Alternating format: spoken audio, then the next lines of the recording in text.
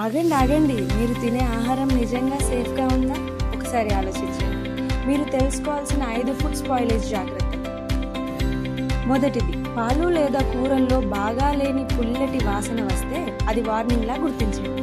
రెండవది, పన్నీర్, చికెన్ లేదా కూరగాయలపై జిగురు లేదా బంకలాగా ఉంటే బ్యాక్టీరియా చాలా ఎక్కువ ఉందని అర్థం. మూడవది, రంగు మారిపోవడం, ఉదాహరణకు ఆకుకూరలు బూడిది రంగులోకి మారడం ఫుడ్ పాడైందని తెలుసుకోవాలి. నాలుగవది, ఫుడ్ ప్యాకెట్లలో గ్యాస్ నిండినట్లు బాగా ఉబ్బిపోవడం చాలా ప్రమాదకరమైన బ్యాక్టీరియా ఉన్నవని అర్థం. ఐదవది, ఆహారం బాగానే కనిపించినా రుచి విచిత్రంగా లేదా చేదుగా ఉంటే తినవద్దు.